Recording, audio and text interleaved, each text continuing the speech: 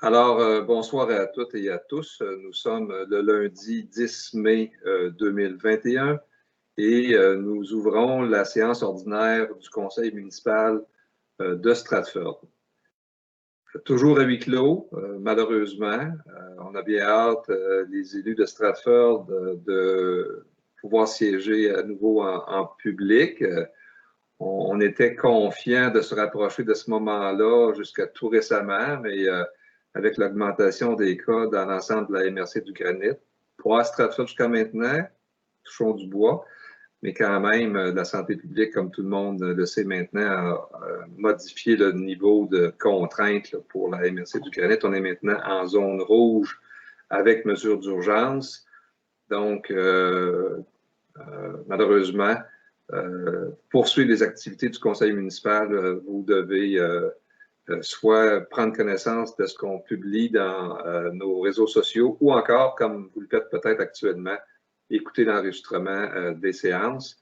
Et on vous invite à nous adresser vos questions ou vos commentaires en communiquant avec le bureau municipal. Alors, bienvenue à ceux qui nous écoutent, bienvenue à tous les collègues qui sont tous présents à nouveau. Encore une fois, un taux d'assiduité excellent aux séances du conseil municipal de Stratford. Tout le monde est présent et nous sommes accompagnés par notre directeur général et secrétaire trésorier, William Leclerc-Bellavance. Les collègues, vous avez reçu un projet d'ordre du jour. Je vous indique que le point 5.7 qui avait été annoncé sera reporté. Donc, la demande de soutien à une demande de subvention pour une classe extérieure à l'école Dominique Savio. Nous allons avoir besoin de faire certaines vérifications additionnelles avant de pouvoir se prononcer sur ce dossier-là. Donc, nous allons retirer de l'ordre du jour. Si jamais il y avait une urgence, nous pourrons en rediscuter. Avec cette modification, j'aurais besoin de quelqu'un pour proposer l'ordre du jour. Oui, Julie Lamontagne, j'en fais la proposition. Merci, Julie. Ça nous amène au point 1.2, période de questions. Monsieur le directeur général, est-ce qu'il y a des citoyens qui ont adressé des questions au conseil municipal? Non, en effet, il y a eu une période de consultation publique, donc on a reçu 23 lettres à la consultation. Elles ont toutes été transmises aux membres du conseil municipal pour qu'ils en prennent connaissance. Mais comme ce n'est pas des questions directement, mais des opinions, on les lira pas toutes là, à la période de questions, là, mais on vous assure que vous avez bien été entendus. Merci beaucoup. Ça nous amène au point 1.3, l'adoption du procès-verbal. Nous en avons deux, en fait. D'abord, le procès-verbal de la séance ordinaire du 12 avril 2021. Vous en avez pris connaissance, les collègues. Si ça vous apparaît conforme à nos discussions, j'accepterai une proposition pour adopter ce procès-verbal. Oui, Richard Picard, je le propose. Merci, Richard. Est-ce qu'il y a des questions ou des commentaires? C'est correct pour tout le monde? Je ne vois pas de main levée. C'est adopté. Super. Le deuxième, c'est une séance extraordinaire que nous avons tenue le 26 avril 2021. Donc, même chose, vous avez reçu le procès-verbal, vous en avez pris connaissance. Si ça vous apparaît conforme, j'accepterai une proposition d'adoption. Oui, je le propose. André Terrien. Merci, André. Tout le monde est à l'aise avec ça. C'est adopté également. Point 1.4, comme d'habitude, nous déposons pour information les dépenses récurrentes du mois. Je ne sais pas si vous avez des questions ou des commentaires à formuler. Rien de particulier, n'est-ce pas? C'est toujours un peu la même chose. Hydro, Bell, receveur général, Poste. Donc, nos coûts habituels. Est-ce que j'ai des questions ou des commentaires? Non? C'est bon? Merci beaucoup. Ça nous amène au point 1.5 pour adoption. Cette fois-ci, c'est la liste des comptes à payer en date du 10 mai 2021. Habituellement, on invite notre collègue Richard à faire quelques commentaires sur cette liste de comptes à payer. Oui, Richard Picard. Bon, il y a quelques comptes peut-être qu'on peut souligner. Là. Deuxième versement de notre quote-part à la MRC, là, 44 517. C'est au numéro 17, pardon, j'aurais dû le dire avant. Ensuite de ça, Ville de Disraeli, 29, tout de suite en dessous, là, 4 428. Ça, c'est pour le fameux site d'enfouissement que l'on partageait jadis. Là. Il faut quand même continuer de payer pour cela. Ensuite, versement à 141, 10 000 pour les loisirs Saint-Gabriel. Leur budget sera versé au complet après ça. Ensuite, noté 689, 697. Là, ça, c'est pour les cueillettes de recyclage, cueillettes compost. Là, c'est des montants de 5 000 et 11 000. Mon Dieu. Ensuite, nos rues ont été balayées là, à 10,55, entreprise SC Classique Service. Là. Ça a coûté 2 089 par la suite, Aquatech, c'est un peu récurrent, à 15,30, 2 785. De l'Orme Lebel à 15,90. Ça, c'est des frais juridiques là, dans une cause là, à laquelle nous tenons mordicus, la municipalité, là, parce que il est question de protection de la bande riveraine. Donc, la cause, le procès, ça a été remis en décembre 2021, étant donné la pandémie et l'impossibilité de paraître avant. Voilà. Ensuite, à 15,99, là, l'évaluation de conformité des installations, des traitements des eaux usées au parc du Lac-Elmer, ça a coûté 3 104 $. Voilà. Fait que pour un total de 102 936. Un total que je me propose c'est-à-dire, je me propose de proposer. Je me propose. Merci. Merci, Richard. Est-ce qu'il y a des questions ou des commentaires des autres membres du Conseil sur cette liste de comptes à payer? Ça fournit l'information dont vous avez besoin. Vous êtes à l'aise avec ça? Donc, c'est adopté. Merci, Richard. Le point suivant, c'est le dépôt pour information de la situation financière au 30 avril 2021. Ça aussi, ça a été transmis à l'avance aux membres du Conseil. Est-ce que vous avez des questions ou des commentaires? À nouveau, Richard, Oui, voilà, l'administration générale, c'est bien. Voirie d'été, regarde, la saison là, de nos grands déploiements n'est pas commencée, des grands travaux. Ça fait que, puis déneigement, il faut dire qu'au déneigement, on a une bonne provision là, pour entamer l'hiver prochain. On a 48 du budget. Ça fait que, il y a l'aqueduc qu'il faut avoir à l'œil, principalement. Là, comme je vous disais tout à l'heure, il y a un Aquatech là, pour lequel on paye un service, là, en tout cas, puis qu'on devrait pouvoir diminuer dans le temps. Là. En tout cas, c'est un petit peu ça qui nous agace là-dedans. Là. Ensuite, les égouts, c'est bien. Urbanisme, loisirs, culture, tout est en contrôle. Il y a l'incendie, je vous fais remarquer une petite chose. Là. L'incendie, le budget est de 165 000, mais il faut dire que dans cela, il y a 29 000 là, qui servaient à racheter les surplus, les immobilisations là, de la Régie des Rivières là, lors de notre entrée, parce qu'elle avait commencé avant que nous adhérions. Fait que la balance, le coût de l'année, c'est 138 000 qui est réparti en 2 versements. Il y en a un d'effectué. Fait que voilà, c'est tout pour les comptes à payer, pour la situation financière. Fait que ça va bien, c'est en contrôle. Merci. Merci, Richard. Est-ce que ça soulève des questions ou des commentaires des autres membres du Conseil? C'est bon, hein? Rien d'imprévu dans la situation financière en date de la fin avril. C'est bon. Ça nous amène au point 1.7 qui est le suivi des dossiers municipaux. Donc, encore une fois, l'occasion de parler, d'informer les citoyens aussi et de s'informer entre nous, bien sûr, là, de l'avancement de certains dossiers qui ne sont pas nécessairement inscrits à l'ordre du jour. J'irai d'emblée avec ressources humaines et performances organisationnelles, un nouvel employé qui est entré au service de la municipalité la semaine dernière. Julie?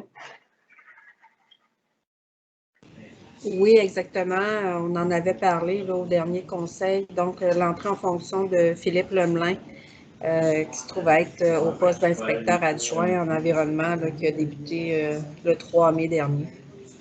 Donc, voici, qui va être avec nous pour quelques semaines, si je ne me trompe pas, William. Donc, effectivement, on lui souhaite la bienvenue là, parmi les membres des employés de la municipalité.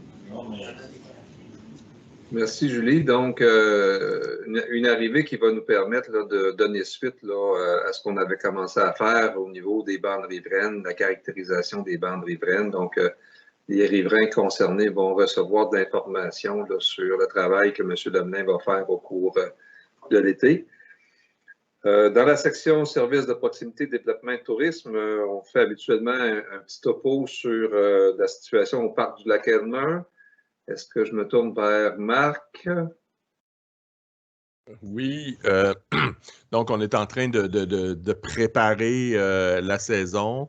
Peut-être rappeler un petit peu, là, on sait que présentement, les gens ont besoin de passer du temps à l'extérieur et tout ça, mais de rappeler qu'on souhaite que les visites au parc soient faites avec civisme. On a ramassé beaucoup de détritus. On s'est rendu compte qu'il y avait des gens qui organisaient des parties là-bas, sans vouloir viser une clientèle plus qu'un autre ou une catégorie d'âge plus qu'un autre. On souhaite que en fait, que le parc reste pour les amants de la nature, pour les gens qui veulent profiter, faire de la randonnée. Mais en fait, ne viennent pas se substituer à la fermeture des bars et des endroits de, de jeu. Donc, c'est ça. Et pour cette raison que, en fait, on ferme la barrière dorénavant, chose qu'on n'avait pas faite là, depuis l'automne dernier. La barrière était ouverte au parc, mais là, on a commencé là, justement là, à avoir des ouvertures. Peut-être, Isabelle, c'est le matin à 9 h, je crois. Le parc est ouvert de 9 h à 19 h. On demande aux gens d'avoir quitté à 19 h parce qu'on ne veut pas fermer la barrière et que vous soyez encore dans le stationnement. Donc, on demande aux gens là, de respecter les heures d'ouverture parce que nous, on se rend, on fait notre tournée, puis on barre la barrière. Donc, vous risquez de rester pris dans le parc si vous ne quittez pas pour les heures prévues. Puis on rappelle aussi qu'il est interdit de consommer de l'alcool de quelconque façon que ce soit en canette, en bouteille de verre ou qu'importe sur le terrain du parc, parce que c'est principalement ça qu'on a retrouvé là, comme détritus, là, des caisses de bière. Et sinon, ben, c'est ça, on prépare la saison estivale pour que ça puisse bien se passer. On devrait avoir un nombre d'employés suffisant. On s'attend probablement au même genre d'achalandage qu'on avait l'année dernière. Donc, on devrait être prêt. L'an dernier, ça s'était bien déroulé. Mais là, on va voir là, par rapport à quand on va être en mesure de rouvrir officiellement. Là. Mais sinon, on prépare aussi certaines nouveautés qu'on va pouvoir annoncer là, très bientôt. Là.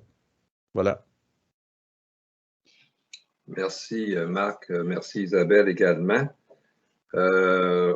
Un mot sur peut-être promotion Stratford. Pour dire que, évidemment, on a une nouvelle personne, là, comme on l'a annoncé, avec Katia Baudry, qui est au travail très, très activement. Katia a commencé à accompagner d'ailleurs la Société de gestion du parc du Lac-Elmer dans tout le montage du plan d'affaires, etc.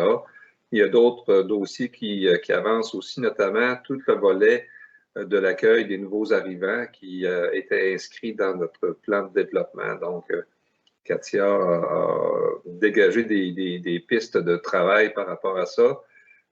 Nous allons avoir quelques discussions avec des partenaires là-dedans, puis éventuellement, on pourra informer les membres du conseil de ce qui s'en vient là-dessus.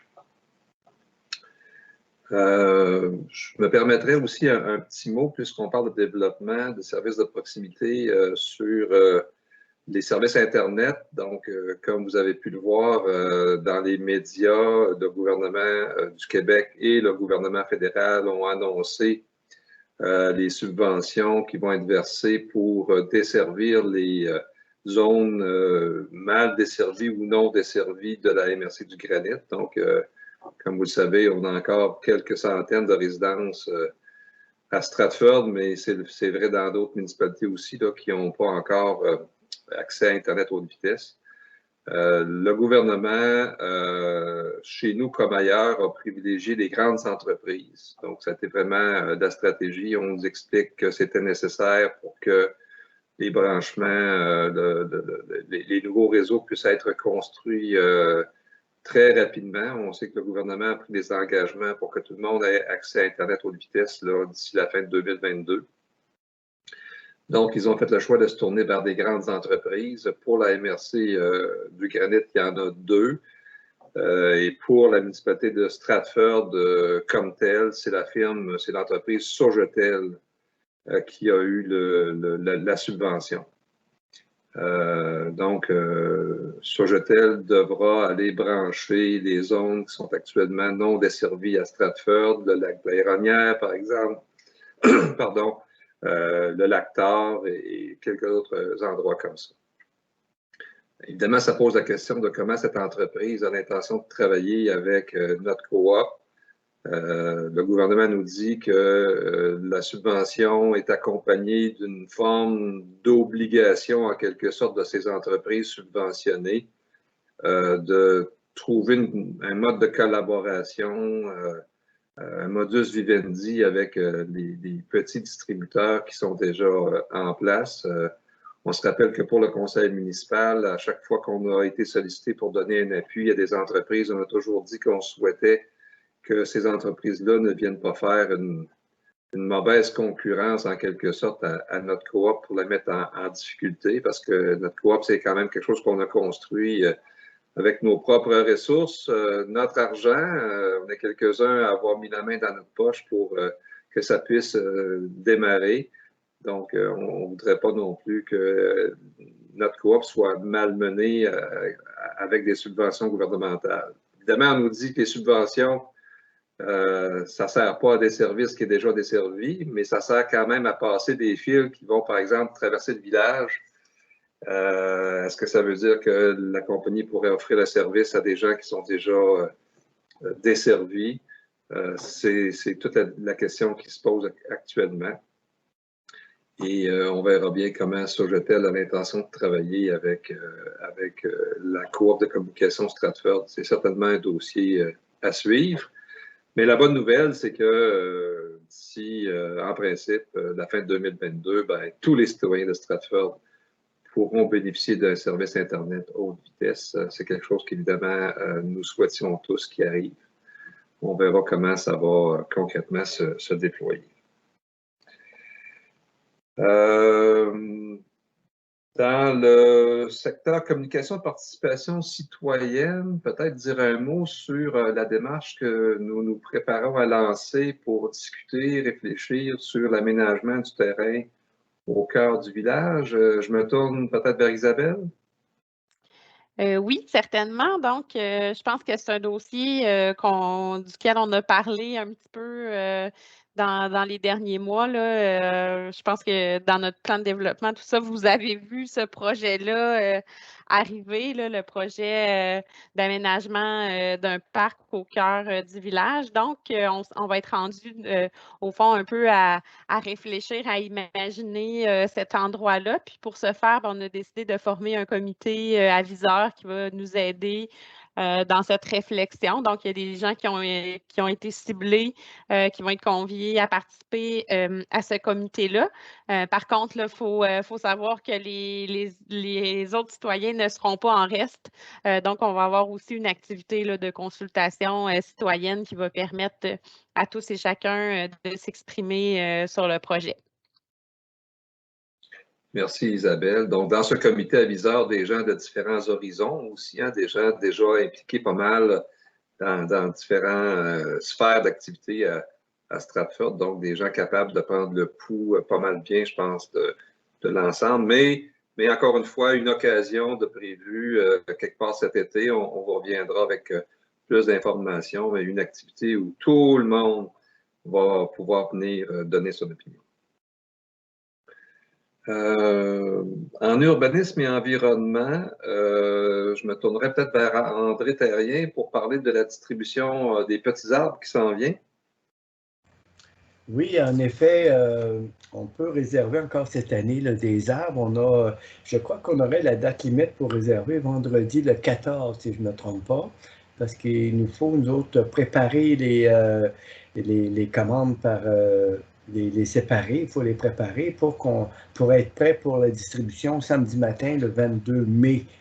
La distribution va se faire aussi avec des mesures spéciales. Là, et on peut voir dans le Stratford Info qu'est-ce qu'il faut faire, le comportement qu'il faut avoir avec les distanciations, etc., le masque, puis ainsi de suite. Cette année, on va voir aussi une nouveauté. On va voir du compost à offrir. Vous savez qu'on fait affaire avec la compagnie Gestera. Et puis, ce compost-là, qui vient de nos bacs bruns, nous autres, ça fait qu'on va récolter des fruits de ça, de notre travail. Ça fait que vous apportez vos contenants, puis vous allez avoir du compost de première qualité. Aussi, il ne faut pas oublier d'apporter vos canettes aussi, les canettes, les bouteilles vides. Là, chaque année, on met ça dans la même activité. Ça fait que ça libère vos places, puis ça rend service. Il y a beaucoup d'activités que les enfants vont pouvoir en profiter, entre autres le SAE. Et puis, c'est bien apprécié. À chaque année, on ramasse un bon montant. Ça fait que si on pouvait battre un record encore cette année, ça serait bien agréable. Ça fait que bienvenue et au plaisir de vous voir samedi matin. Merci. Merci André. Donc, pour ceux qui nous écoutent, là, il vous reste pas beaucoup de temps là, avant de faire vos réservations. Dépêchez-vous, là, remettez pas ça à trop loin parce que vous risquez qu'il n'en reste plus. Je me tournerai vers Julie Lamontagne pour nous parler du comité embellissement. Oui, je voulais dire quelques mots pour informer les gens que le comité d'embellissement est toujours en activité et va reprendre vraiment en force là, dans quelques semaines. Il y a déjà des commandes qui ont été placées aussi pour les paniers suspendus. Ça va rentrer bientôt, puis on va poursuivre là, notre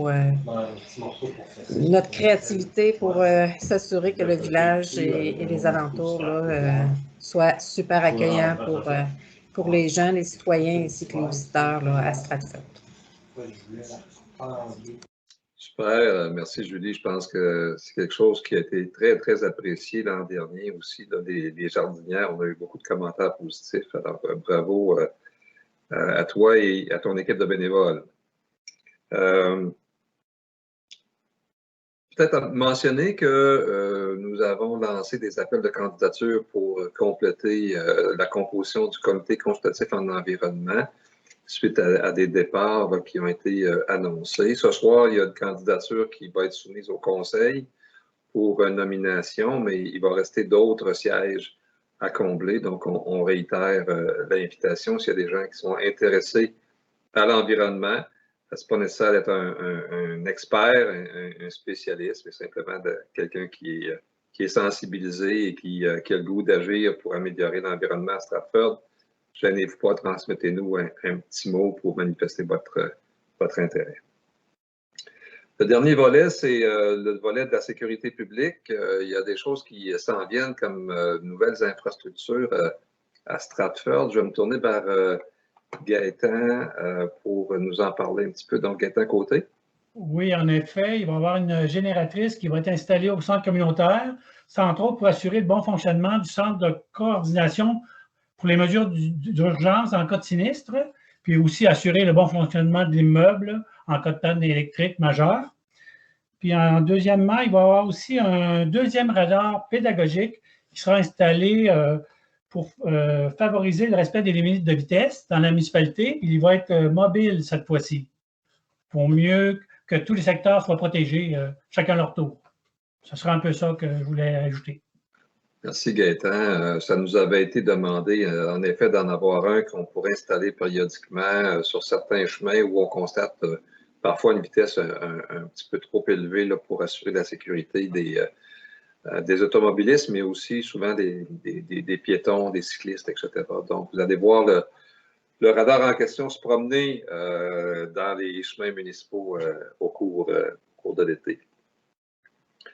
On vous encourage toujours à adhérer à Bay-City. Est-ce qu'on peut rappeler encore une fois ce que c'est Bay-City et jusqu'à quel point c'est très simple pour adhérer et tellement pratique en cas de besoin? Isabelle? Oui, les gens qui n'ont pas encore fait la démarche d'aller s'inscrire sur Bay-City ou de télécharger l'application sur leur téléphone, ça serait vraiment important de le faire. Ça paraît anodin, mais Bay-City, c'est un système de messagerie d'urgence. Donc, s'il y a un incident qui arrive dans la municipalité et qu'on a besoin de vous rejoindre, ça va être très efficace. Et si vous n'avez pas, à ce moment-là, fait la démarche de vous inscrire, ça va être très fâcheux. Donc, on invite les gens vraiment à prendre quelques minutes, là, aller vous inscrire sur Bay-City. Allez sur le site web de la municipalité, il y a un onglet Bay-City, vous allez pouvoir trouver les informations facilement. Je profiterai en même temps du fait que j'ai la parole pour inviter les gens, les parents, en fait, à inscrire leurs enfants au SAE en prévision de l'été. Donc, le SAE, c'est le service d'animation estivale. Donc, c'est le temps des inscriptions. Ça aussi, sur le site web de la municipalité, dans l'onglet citoyen, dans la section loisirs, le formulaire d'inscription est en ligne.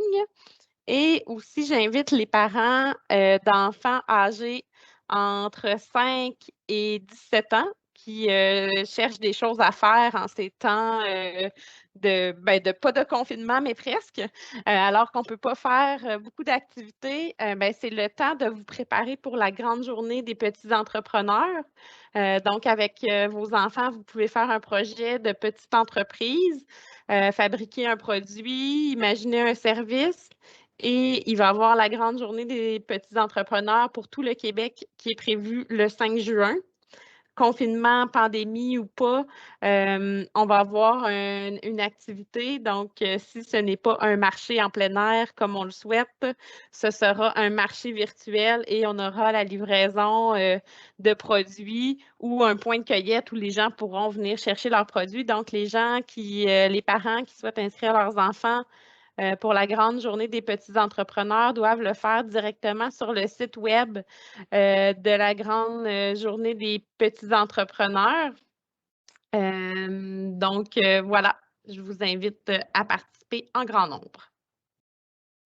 Dis-nous pour quel groupe d'âge les petits entrepreneurs, Isabelle? C'est jusqu'à 17 ans maintenant. C'est une nouveauté parce que dans le fond, ça fait plusieurs années que ça se déroule, puis les enfants ont grandi, puis ils souhaitaient pour beaucoup continuer à vivre l'expérience. Donc, les organisateurs ont allongé là, la période d'âge, dans le fond, qui peuvent participer jusqu'à 17 ans.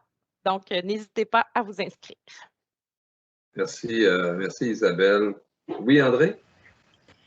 L'activité, là, je crois, va se faire au Parc Elmer, hein, si je ne me trompe pas. Oui, cette année, on a décidé de s'installer au Parc du Lac-Elmer. Si ça se fait en présence, donc ça nous permet facilement, en cas de pluie, d'avoir un abri pour tous. Donc, on a décidé de tenir l'événement au Parc du Lac-Elmer exceptionnellement cette année. Merci. Puis on a passé par-dessus tantôt, là, mais pour ceux qui s'inquiètent des bandes de patinoire, est-ce que les bandes de patinoire sont restées coincées dans le port de Montréal ou dans le canal de Suez, ou est-ce qu'on va les avoir bientôt? Oui, on est en communication là, avec notre fournisseur. Il était supposé de venir là, dans la dernière semaine, mais malheureusement, ça n'a pas été le cas, mais il a été relancé. D'ici une semaine ou deux, là, on devrait voir apparaître ça, là, ces belles bandes de patinoires-là. Excellent, merci beaucoup. Est-ce qu'il y a d'autres informations à partager dans le suivi des dossiers municipaux? Ça fait le tour? Excellent, merci. Ça nous permet de se tenir au courant au fur et à mesure de ce qui se passe et de ce qui s'en vient. Ça nous amènerait à la section 2 de l'ordre du jour, donc la section administration. Premier point, comme d'habitude, autorisation de remboursement de dépenses des élus. Nous avons une demande ce soir présentée par le conseiller André Terrien pour des déplacements effectués à 3 reprises en lien avec sa contribution au CCU, au Comité consultatif de l'urbanisme. On peut lire le projet de résolution. Oui. Considérant que dans le cadre de leur fonction, les élus doivent se déplacer, occasionnant des frais pour chacun, il est proposé par et résolu que les frais de déplacement de l'élu mentionné ci-dessus soient remboursés pour le tarif en vigueur. Donc, c'est pour un total de 27 $ pour des déplacements en lien avec le comité de consultatif en urbanisme. Est-ce que j'ai quelqu'un qui en fait la proposition? Oui, Julie Lamontagne, j'en fais la proposition. Oui, merci, Julie. Ça va pour tout le monde? Pas d'autres questions? On arrive donc au point 2. À tous les 6 mois, ce point revient à l'ordre du jour du Conseil, puisque nous avons pris l'habitude depuis le début de notre mandat de procéder par période de 6 mois, dans le fond, pour la nomination du maire suppléant ou de la mairesse suppléante. Et le mandat de Julie Lamontagne arrive à échéance dans les prochains jours, prochaines semaines. Je ne me souviens pas exactement de la date, mais nous aurions besoin ce soir de nommer un nouveau membre du Conseil pour assumer cette fonction. On peut peut-être lire le projet de résolution, William? Oui.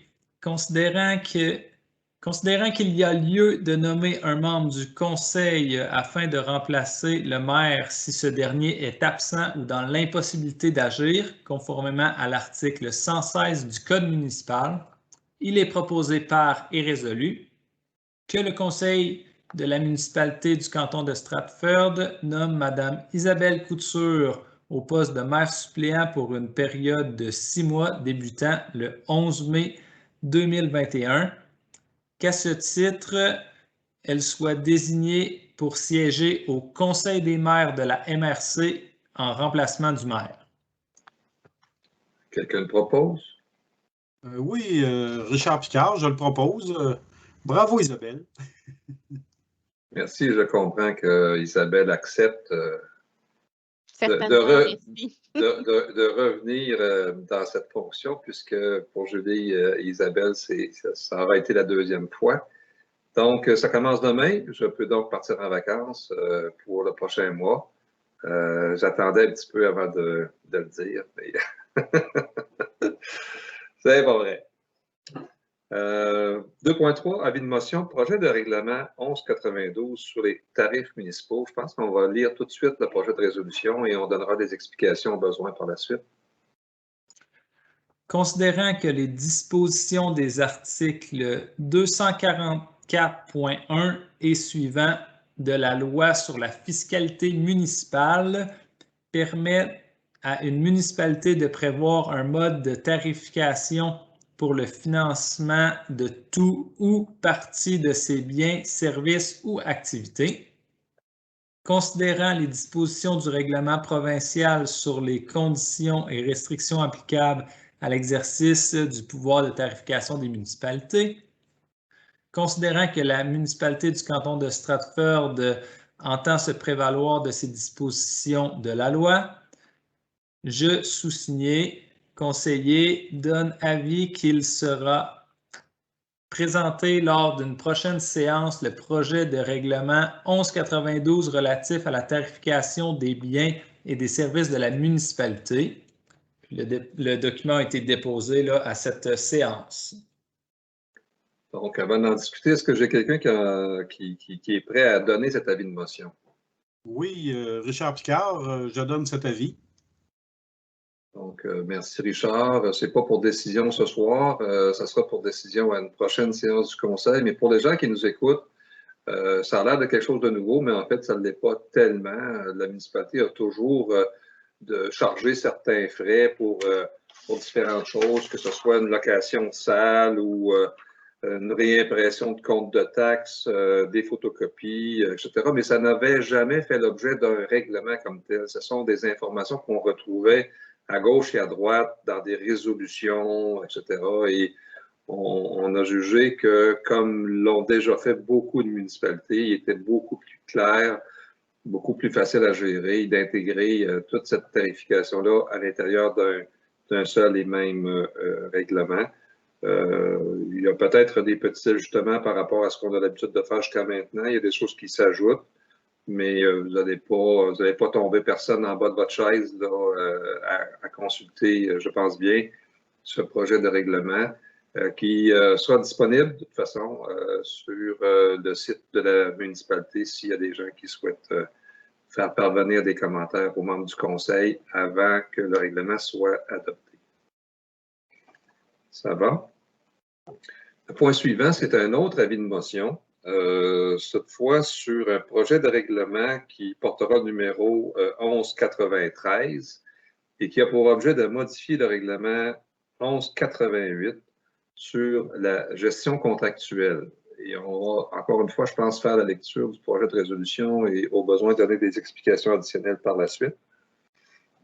Attendu que le règlement numéro 1188 sur la gestion contractuelle a été adopté par la municipalité le 8 février 2021, conformément à l'article 938.1.2 du Code municipal du Québec.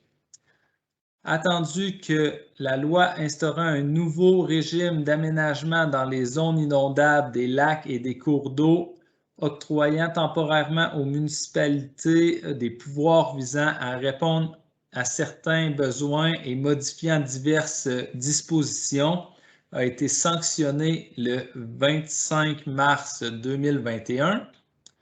Attendu que dans le contexte de la pandémie, la COVID-19, l'article 124 de cette loi prévoit que pour une période de 3 mois à compter du 25 juin 2021, les municipalités devront prévoir des mesures afin de favoriser les entreprises québécoises pour tout contrat qui comporte une dépense inférieure au seuil décrété pour la dépense d'un contrat qui ne peut être adjugé qu'après une demande de soumission publique.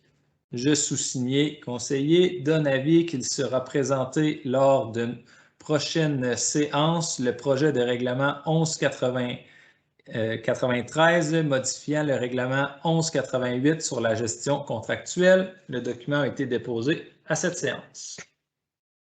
Pour qu'on puisse en discuter, j'ai besoin que quelqu'un donne cet avis de motion. Gaétan, à côté, je vais donner l'avis de motion.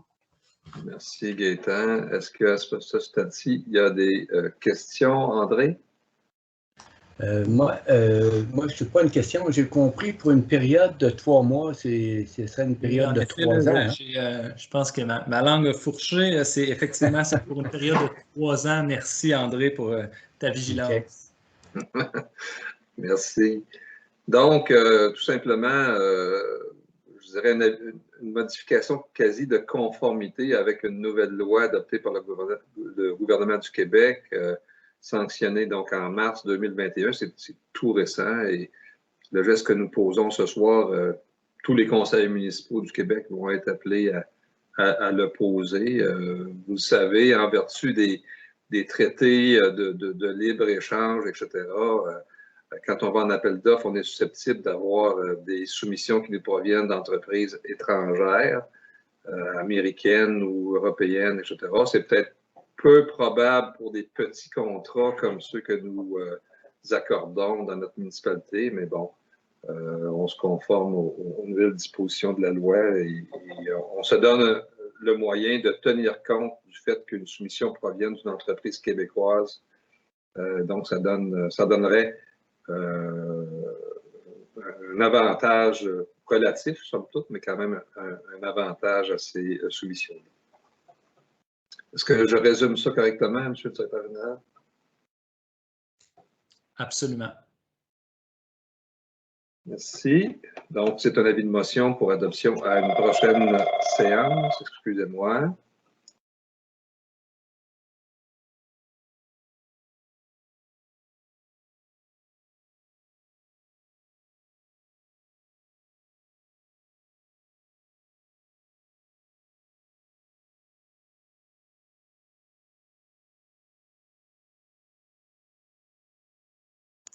Désolé pour cette petite pause. J'ai dû répondre au téléphone pendant que je vous parlais. Donc, encore une fois, le projet de règlement lui-même va être disponible pour consultation. Et s'il y a des citoyens qui souhaitent formuler des commentaires aux membres du Conseil avant que nous adoptions ce projet de règlement 1193, vous êtes les bienvenus. Au point 2.5, on est toujours dans le secteur de l'administration, cette fois-ci pour discuter des frais bancaires avec notre institution financière. Depuis plusieurs années, nous faisons affaire avec la Caisse populaire du Carrefour des Lacs, bien sûr. Et on s'est rendu compte, M. le directeur général, vous avez examiné nos frais bancaires et vous vous êtes rendu compte qu'il était possible de réduire ces frais annuels avec une nouvelle entente avec Desjardins. On vous laisse nous expliquer ça et lire le projet de résolution en conséquence. Oui, exactement. Là, présentement, on n'avait pas d'entente avec la Caisse. Donc, on payait les frais réguliers mensuels, les frais fixes mensuels. On payait aussi des frais variables en fonction du nombre de transactions qu'on faisait par mois. Puis on avait également un frais annuel pour notre marge de crédit. Donc, tous ces frais individuels-là faisaient qu'on avait avantage à regrouper ça dans un forfait avec la Caisse. Donc, en parlant aux conseillers de la Caisse, voici là, l'entente qui nous est soumise. Donc, on parle d'une économie d'environ 900 $ par année là, en frais bancaires. Donc, la résolution va comme suit. Considérant que la Caisse Desjardins du Carrefour des Lacs est l'institution financière de la municipalité depuis de nombreuses années, considérant que les services de la Caisse utilisés par la municipalité occasionnent des frais fixes mensuels, des frais variables et des frais annuels, considérant que de regrouper l'ensemble des services utilisés dans une entente avec la Caisse permet d'économiser sur les frais bancaires qu'elle exige, il est proposé par et résolu que la municipalité accepte l'entente de tarification des frais bancaires proposée par la Caisse Desjardins du Carrefour des Lacs, d'autoriser le maire et le directeur général à signer la dite entente de 3 ans, là, si ça n'a pas été mentionné. Est-ce que j'ai quelqu'un pour en faire la proposition? Oui, Richard Picard, je le propose. Y a-t-il des questions ou commentaires sur cette proposition? On est toujours content quand on peut réduire nos frais, évidemment. Sauver 1 000 $ par année, ça se prend bien. Ça va, on est tous à l'aise avec cette décision. Excellent, c'est adopté. Merci beaucoup. Au point suivant, 2.6, il est question de l'achat d'un camion pour le service des travaux publics. On en avait parlé déjà. C'est une dépense qui était identifiée au plan triennal des mobilisations. Donc, lors de l'adoption du budget, on avait déjà statué sur le fait qu'il fallait remplacer un de nos camions à la voirie. Donc, il y a eu des démarches qui ont été faites pour trouver le meilleur achat possible dans le contexte actuel. Je pense que la résolution est relativement claire par rapport à ça. Donc, je vais laisser notre DG nous en faire lecture.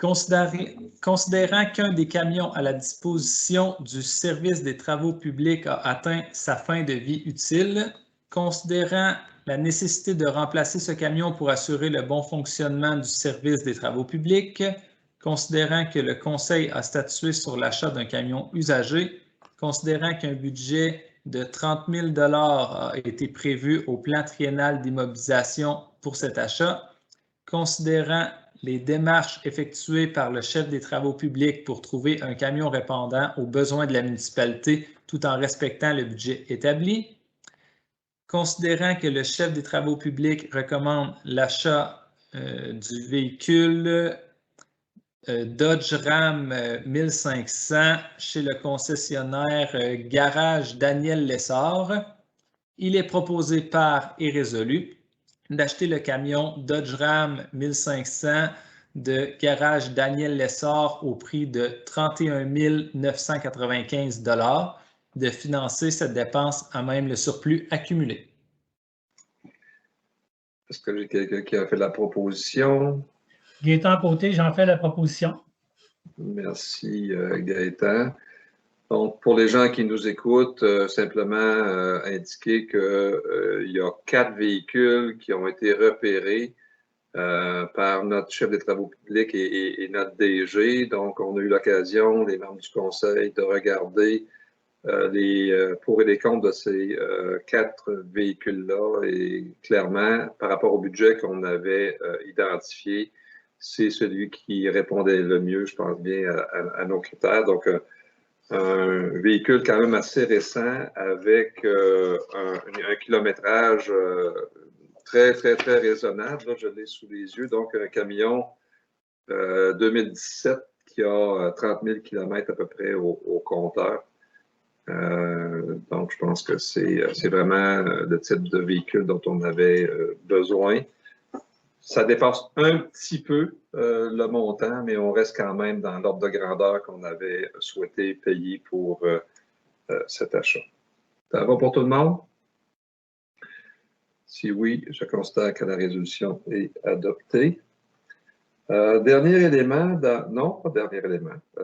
Élément suivant, nous avons été, comme toutes les autres municipalités de la MRC du Granit, sollicités par la Maison de la 5e saison, qui mène actuellement une campagne de levée de fonds et qui souhaite que les municipalités participent elles aussi à cette campagne de levée de fonds.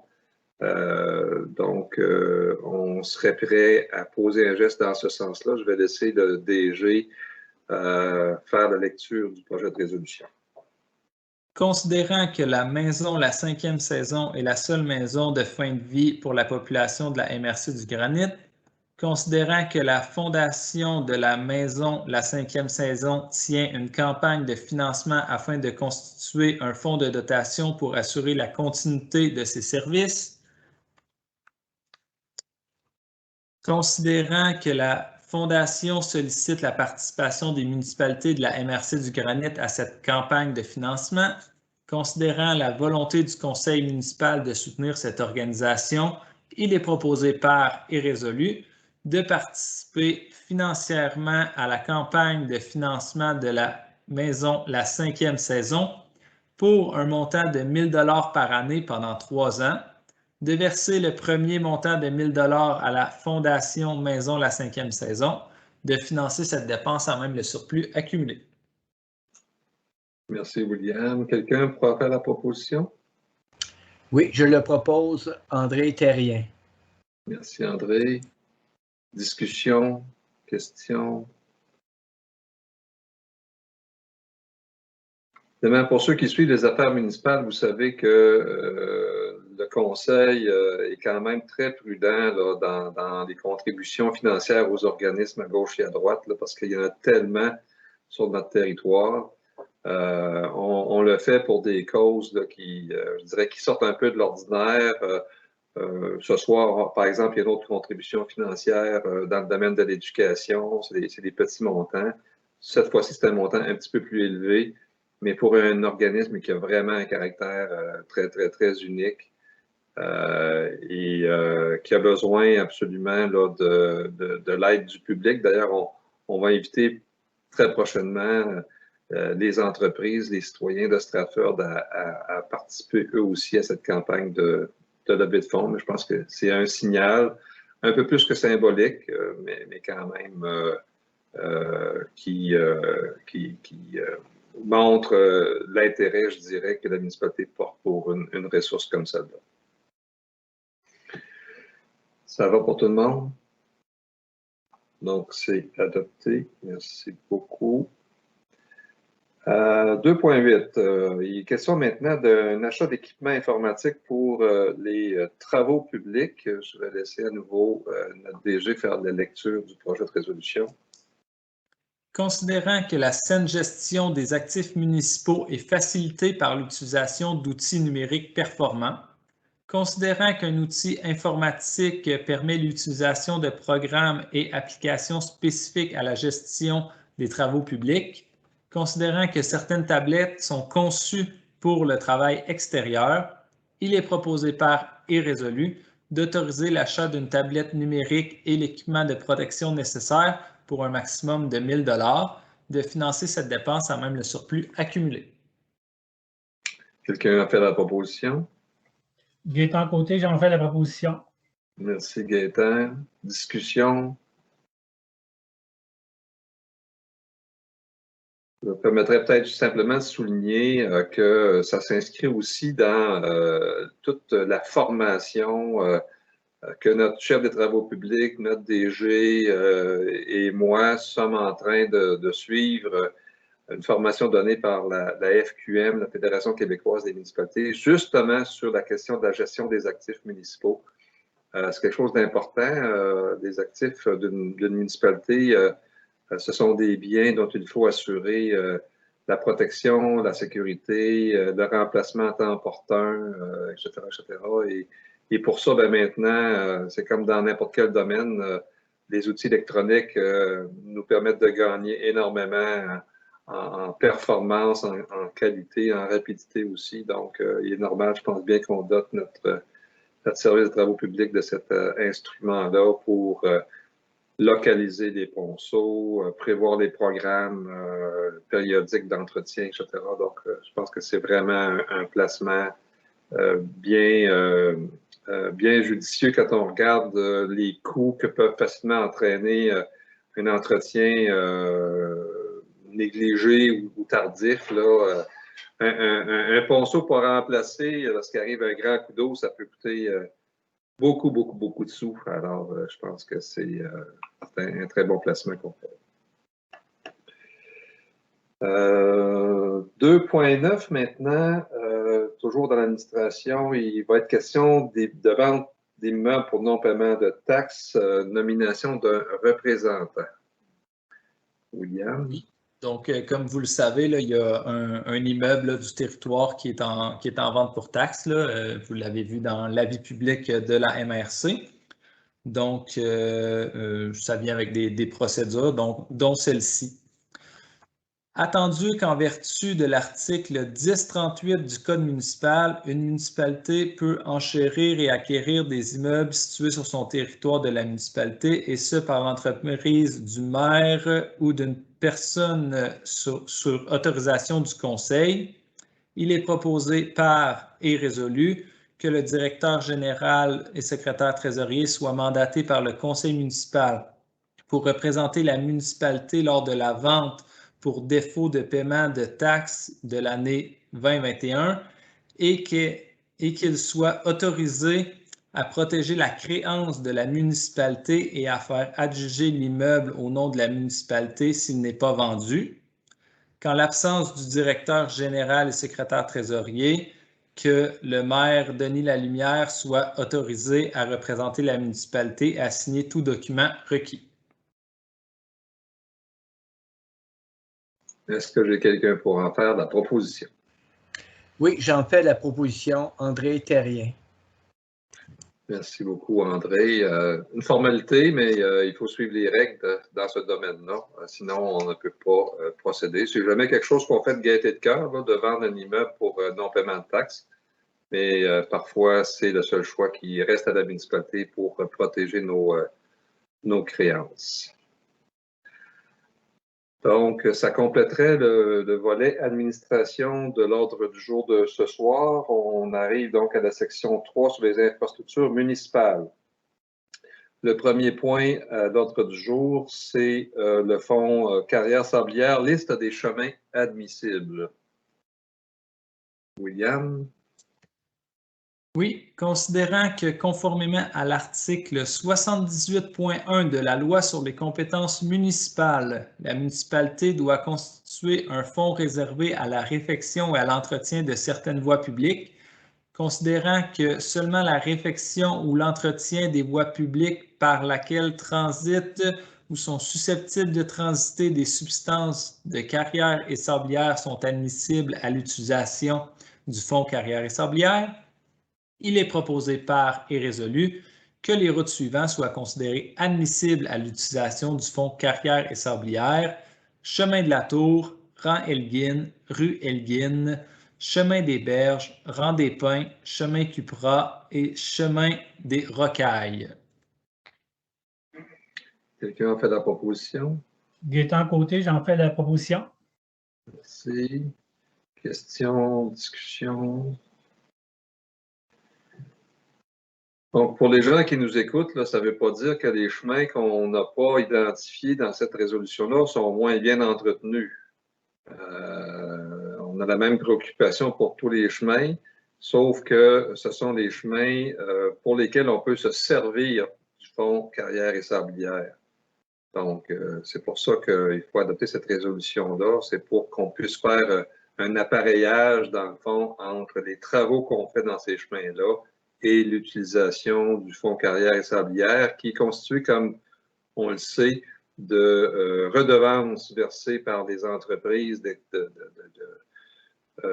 d'excavation ou d'exploitation de carrières sablières qui versent des redevances à la municipalité. Donc, ces redevances-là doivent être utilisées à des fins précises. Ça va pour tout le monde? Ça nous amènerait donc à 3.2. Pierre Concassé, choix du fournisseur. Donc, justement, en lien avec l'utilisation du fonds carrière et sablière, en supplément, je dirais, du rechargement, donc de l'achat et de l'épandage de gravier qui est déjà prévu au budget sur une base annuelle. Cette année, le Conseil souhaite donner un petit coup additionnel puisque nous avons des disponibilités quand même assez importantes dans le fonds carrière et sablière pour améliorer à nouveau certains chemins. Et pour le faire, ben, ça va nous prendre plus de gravier que ce qu'on a commandé lors de l'achat initial qu'on fait chaque année, qui était de 4 500 tonnes en 2021, comme les années précédentes. Cette fois-ci, donc, il est question de l'achat de nouvelles quantités quand même importantes de gravier. Et pour faire cet achat-là, il y a eu des appels d'offres sur invitation, il y a eu ouverture des soumissions aujourd'hui même.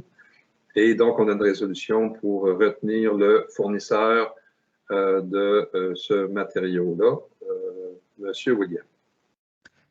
Considérant que le Conseil désire procéder à l'achat de 3 500 tonnes de pierres concassées MG20-B modifiées pour le rechargement des routes admissibles au fonds carrière et sablière, considérant la réception de 2 soumissions suite à un appel d'offres sur invitation, considérant qu'après vérification, les 2 soumissions reçues sont conformes, considérant que la soumission la plus basse est celle d'Excavation Gagnon et Frères, il est proposé par et résolu de retenir la soumission d'Excavation Gagnon et Frères au montant de 47 985 $ avant taxe, de procéder à l'achat auprès de ce fournisseur de 3 500 tonnes de pierres concassées MG20-B modifiées, conditionnellement à la remise d'une analyse granulométrique et qualitative récente d'au moins 1 an,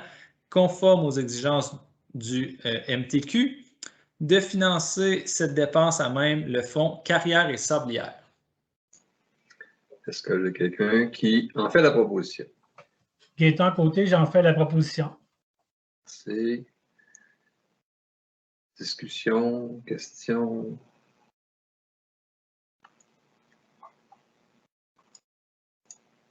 Donc, on voyait le fonds de carrière sablière atteindre des montants quand même importants et on pense que c'est le bon moment pour utiliser ce fonds-là. Ça veut donc dire qu'en 2021, la municipalité va épandre 8000 tonnes de gravier par rapport aux 4500 qu'on a fait des années précédentes. Donc, ça va certainement apparaître dans plusieurs de nos chemins municipaux. C'est bon? Le point suivant, ça concerne une dépense à effectuer pour procéder à la mesure des boues de nos étangs, évidemment, d'eau usée à la municipalité. Donc, il y a aussi un projet de résolution qu'on pourrait nous lire pour expliquer ce dossier-là. Considérant que la mesure des boues d'étang permet de planifier le vidage futur des étangs, considérant que le rapport SOMAE 2020 mentionnait que la hauteur des boues était à surveiller, considérant que le dernier vidage de l'étang numéro 1 a été fait en 2008, considérant que les derniers vidages de l'étang numéro 2 ont été faits en 2008 et 2016, il est proposé par et résolu d'accepter l'offre de service de CIMO pour la mesure des boues d'étang au coût de 2 200 $ plus taxes, de financer le coût à même le surplus accumulé. Quelqu'un a fait la proposition? Oui, Richard Picard, je le propose. Merci, Richard. Questions, commentaires? Dans le fond, c'est une étape nécessaire. Hein? Il faut commencer par faire la mesure et c'est une technologie qu'il faut maîtriser. Là. Il y a des firmes qui sont capables de faire ça de façon professionnelle. Donc, c'est le cas de la firme CIMO, à qui on va accorder un contrat pour faire la mesure. Et selon les résultats, ben, on effectuera le vidage, donc le nettoyage de nos étangs ou de l'un de nos étangs. On voit qu'en 2016, ça a été un seul étang. C'est quand même surprenant qu'on ait pu passer 5 ans sans effectuer de vidage d'un des étangs et 13 ans dans l'autre cas. Je comprenais au début que ça devait être fait de façon beaucoup plus fréquente. Tant mieux si on peut espacer cette dépense. Mais évidemment, il ne faut pas attendre qu'il soit trop tard et qu'on ait des problèmes là, de fonctionnement de nos étangs. Ça va? Tout le monde est à l'aise avec ça? C'est adopté. Merci beaucoup. 3.4, réhabilitation du vide sanitaire au parc du lac Elmer. Je pense que là aussi, on va procéder à la lecture du projet de résolution, puis on donnera des explications complémentaires aux besoins.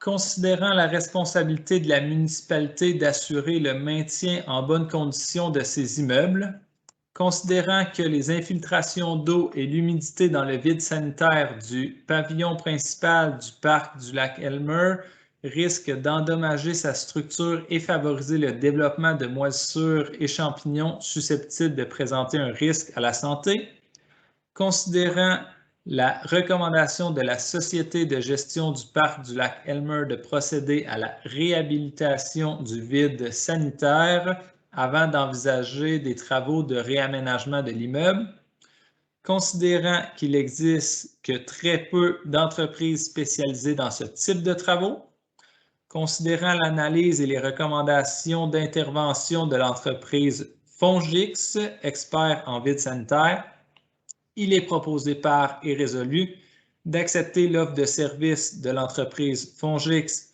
pour la réhabilitation du vide sanitaire au coût de 65 085 $ plus taxes, de financer cette dépense à même le surplus accumulé. Est-ce que j'ai quelqu'un pour faire la proposition? Gaétan Côté, j'en fais la proposition. Merci, Gaétan. Évidemment, une dépense importante, une dépense qu'on n'avait pas vraiment vu venir. C'est vraiment les gens de la Société de gestion du parc du lac Elmer qui ont allumé la lumière rouge là, sur cette situation-là.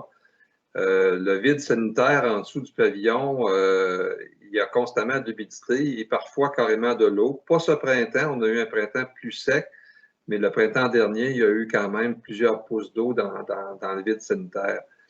Ça fait en sorte que le pavillon, ben, il y a souvent une odeur d'humidité et on commençait à avoir des craintes. Est-ce qu'il y a des champignons? Est-ce qu'il y a des moisissures même qui pourraient être nuisibles pour la santé des occupants? Le pavillon du domaine Elmer ou du parc du lac Elmer, c'est quand même un endroit où on reçoit du public. Il n'y a plus de restauration depuis un petit bout de temps, mais ça pourrait possiblement reprendre si on peut réaliser le plan directeur. Donc, c'est une situation qu'il fallait corriger et qu'on veut corriger de la bonne façon, qu'on veut corriger de façon, je dirais, définitive. On a regardé différentes options. Et il y aurait peut-être eu des options moins coûteuses, mais dont le résultat était moins garanti et surtout la durée était moins certaine. Donc là, l'option, je pense, du conseil municipal, c'est de dire faisons-le pour de bon, faisons-le comme il le faut, avec une compagnie qui s'y connaît vraiment, qui est spécialisée dans ce domaine-là. Parce que ça ne donne rien d'établir un plan directeur puis éventuellement investir des sous additionnels. Quand la fondation présente des défauts, ben, on commence par corriger la fondation avant d'aller plus loin. Je pense que c'est de traduire un petit peu l'esprit des élus là, pour les gens qui nous occupent. Là, je pense que c'est un peu le raisonnement qu'on a fait. Ça va? Est-ce qu'il y a d'autres qui veulent compléter par rapport à ça?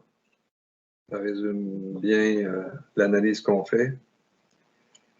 Donc, c'est adopté. C'est des travaux qui devraient se faire cet été, si je comprends bien. Peut-être justement dès ce mois-ci, ça pourrait commencer, de sorte que les corrections pourraient peut-être être faites avant la période estivale. La compagnie a un carnet de commandes assez élaboré, mais là, il y a eu, je pense, une annulation ou un contrat qui ne se réalisera pas pour je ne sais pas quelle raison. Donc, on va pouvoir le faire assez rapidement. Parlant du parc du lac Elmer, le point suivant, ça porte sur le renouvellement de l'entente entre la municipalité et la société de gestion du parc du lac Elmer. Vous le savez, ceux qui suivent les affaires municipales, on a donc une entente avec la SGPLA par laquelle on a délégué la gestion du parc, son développement à cet organisme communautaire qui est géré par un conseil d'administration formé de bénévoles, mais sur laquelle siègent également deux élus, donc concrètement Isabelle Couture et Marc Quentin, qui sont administrateurs au sein de la SGPLA. Et l'échéance de l'entente actuelle, c'est bientôt, c'est le 30 juin 2021. Donc, on a discuté évidemment avec la SGPLA, on a un comité de suivi avec la SGPLA dont fait partie également Julie Lamontagne. Et on a fait le point, on a fait le bilan des activités, etc. Et on souhaite poursuivre la collaboration avec la SGPLA. Donc, on souhaite renouveler l'entente de gestion. Et on souhaite le faire non pas pour une seule année, là, parce que la première entente, on voulait voir un peu ce que ça donnait. Donc, on a fait une entente d'1 an. Mais cette fois-ci, on souhaite avoir une entente de plus longue durée, donc d'une durée de 3 ans. Donc, on va quand même procéder à la lecture de la proposition, puis on pourra faire des commentaires additionnels s'il y a lieu. Oui, juste avant la lecture, on a passé par-dessus le point 5.1 qui était le dépôt du rapport d'activité des états financiers 2020 de la société de gestion du parc Elmer. Mais c'était simplement un point d'information. C'est des documents qui ont été déposés pour le conseil qui permettaient justement d'arriver au renouvellement qu'on est en train de discuter. Merci, William. Merci beaucoup. Oui, effectivement, ce sont des documents qui ont été déposés au conseil municipal et qui montrent tout le travail qui a été réalisé par la SGPLA et comment ils ont utilisé aussi les sommes mises à leur disposition par la municipalité. Alors, merci de me rappeler à l'ordre. Aucun problème. Donc, la résolution va comme suit. Attendu que la municipalité est propriétaire d'un immeuble connu sous le nom de Domaine Elmer, attendu que cet immeuble a été cédé le 22 février 1999 à la municipalité par le ministre des Ressources naturelles du Québec à des fins municipales non lucratives de loisirs, attendu que des démarches sont en cours afin de transférer en faveur de la municipalité le contrat de prêt à usage consenti le 18 août 1999 par le ministre responsable de la Faune et des Parcs du Québec au Conseil de la Culture et de l'Environnement de Stratford relativement à l'utilisation des lots ou parties des lots 8 et 9 du rang 4 du canton de Stratford, connu sous le nom de Marais Masquinongé. Attendu que le domaine Elmer et le Marais Masquinongé sont désormais désignés sous le nom de Parc du lac Elmer, attendu que la municipalité et la Société de gestion du Parc du lac Elmer ont conclu le 23 juillet 2019 une première entente intermédiaire relative à la gestion du Parc du lac Elmer, attendu que l'entente intermédiaire de gestion actuelle arrive à échéance le 30 juin 2021, attendu que la Société de gestion du Parc du lac Elmer a assumé avec succès les responsabilités prévues à l'entente intérimaire, attendu que la municipalité souhaite que le développement du parc du lac Elmer se poursuive sur la base du plan directeur établi par la Société de gestion du parc du lac Elmer, attendu que la Société du parc du lac Elmer souhaite poursuivre son mandat relativement à la gestion du parc du lac Elmer, il est proposé par et résolu de conclure avec la Société de gestion du parc du lac Elmer une nouvelle entente relative à la gestion du parc du lac Elmer, et ce pour une période du 1er juillet 2021 au 30 juin 2024, d'autoriser le maire et le directeur général à signer cette entente au nom de la municipalité, de nommer Mme Julie Lamontagne comme membre du comité de suivi prévu à l'article 5 de la dite entente. Merci, William. Quelqu'un a fait la proposition? Et oui, Richard Picard, je le propose. Merci, Richard. Discussion? Question? Ça va pour tout le monde? On a eu l'occasion de suivre le dossier de façon continue. C'est bon. Donc, nous allons procéder donc à la signature de cette nouvelle entente là, de 3 ans avec la SGPLA. On est toujours en attente de la réponse définitive là, du ministère maintenant qui s'appelle Forêt, Faune et Parcs concernant le bail de location. On a eu un premier élément de réponse. On cherche des clarifications sur certains éléments, mais on demeure confiant de pouvoir régler ce dossier-là dans les probablement prochaines semaines, là, qu'on puisse tourner la page un peu sur ce volet-là aussi.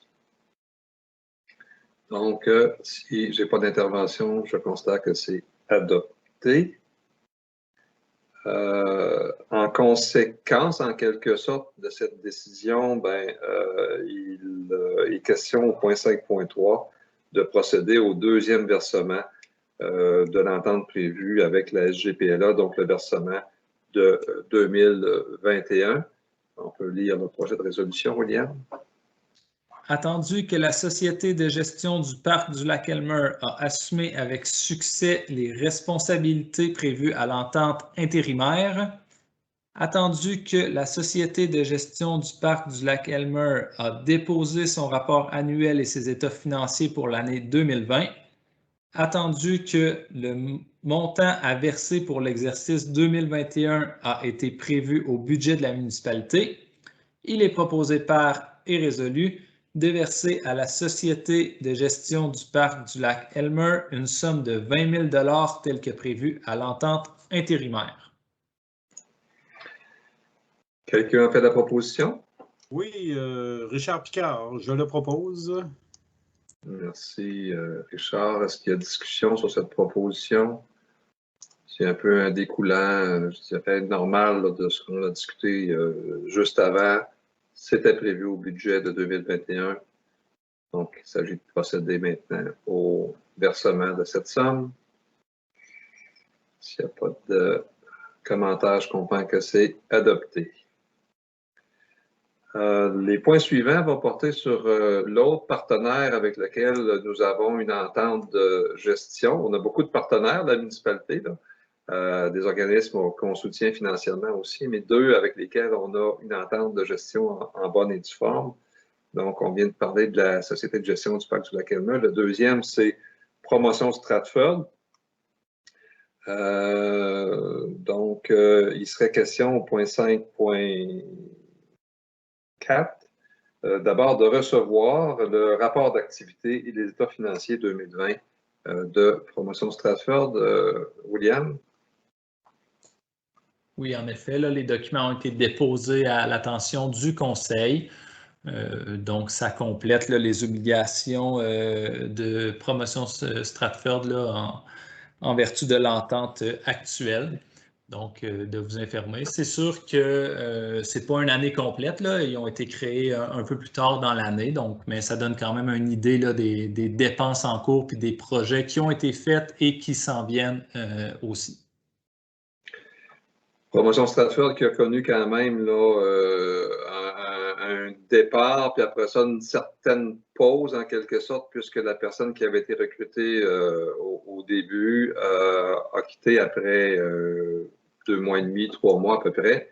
Et maintenant, il y a une nouvelle personne ressource en la personne de Katia Baudry. Donc, Katia est avec nous depuis 4-5 semaines, quelque part par là, j'imagine. Et donc, on a repris le rythme de croisière du côté de Promotion Stratford. Ce qui nous permet de procéder donc au point 5.5 à une résolution qui autoriserait le versement de la subvention municipale prévue pour 2021 à Promotion Stratford. Attendu que la municipalité a conclu avec Promotion Stratford une entente de gestion relative à la délégation de mandats de développement, attendu que cette entente prévoit que la municipalité verse à Promotion Stratford une somme de 50 000 $ à la signature de l'entente et sous réserve de l'approbation du conseil municipal, une deuxième somme de 50 000 $ au début de 2021. Attendu que Promotion Stratford a déposé son rapport annuel et ses états financiers pour l'exercice 2020, attendu que le montant à verser pour l'exercice 2021 a été prévu au budget de la municipalité, il est proposé par et résolu de verser à Promotion Stratford la somme de 50 000 $ telle que prévue à l'entente. Quelqu'un a fait la proposition? Oui, André Terrien, je le propose. Merci, André. Donc, c'est un peu un découlant là aussi là, du fait que Promotion Stratford a rempli ses obligations prévues à l'entente. Le montant en question, il est déjà inscrit au budget, il est prévu au budget de 2021. Même qu'on aurait dû le verser au début de l'année 2021, on est rendu au mois de mai, mais on vient de recevoir également le rapport d'activité et le rapport financier de l'organisme. Ça va pour tout le monde? C'est donc adopté. Et le point suivant, à 5.6, ben, ça concerne là aussi le renouvellement de cette entente avec Promotion Stratford, puisque l'entente actuelle arrive à échéance également le 30 juin 2021. On peut lire le projet de résolution. Attendu que la municipalité a adopté le 1er juin 2020 un plan de développement pour la période 2020-2030, attendu que ce plan de développement prévoit la mise en place d'activités visant le développement social et économique du territoire, attendu que Promotion Stratford est un organisme à but non lucratif dont la mission est de stimuler et soutenir le dynamisme et le développement social et économique de Stratford. Attendu que la municipalité a conclu avec Promotion Stratford une entente relative à la délégation de mandat de développement. Attendu que cette entente arrive à échéance le 30 juin 2021. Attendu que Promotion Stratford a assumé avec succès les responsabilités prévues à cette entente, il est proposé par et résolu de conclure avec Promotion Stratford une nouvelle entente relative à la mise en place de programmes, de projets et d'activités visant à favoriser le développement social et économique de la communauté de Stratford, et ce, pour une période du 1er juillet 2021 au 30 juin 2023. D'autoriser le maire et le directeur général à signer cette entente au nom de la municipalité, de nommer Julie Lamontagne comme membre du comité de suivi prévu à l'article 5 de la dite entente. Est-ce que j'ai quelqu'un pour le proposer? Isabelle Couture, j'en fais la proposition. Merci, Isabelle. Discussion. Donc, on peut remarquer qu'ici, le conseil, il va pour 2 ans au lieu de 3 ans. On pense que dans 2 ans, c'est une période suffisante pour permettre à Promotion Stratford de faire ses preuves, tout en se disant que le travail ou le rôle d'un comité de développement dans une municipalité comme la nôtre, c'est un rôle qui risque d'être permanent, hein, bien sûr. C'est ce qu'on voit dans les autres municipalités autour de Stratford. Ce n'est pas quelque chose de temporaire. Mais on se donne la possibilité quand même de réévaluer dans 2 ans d'ici comment on souhaite faire évoluer peut-être cette entente-là et en même temps le financement municipal. Donc, c'est un peu la perspective qui amène le conseil à dire, ben, on se donne 2 ans à partir de maintenant. Est-ce qu'il y a d'autres commentaires? Ça va? Donc, je comprends que tout le monde est à l'aise avec la proposition, qu'elle est adoptée aussi. Ça termine pour la section 5, services de proximité, développement et tourisme. Il n'y avait pas de point inscrit à la section 6, de sorte qu'on va sauter immédiatement à la section 7, vie communautaire, éducation, loisirs et culture.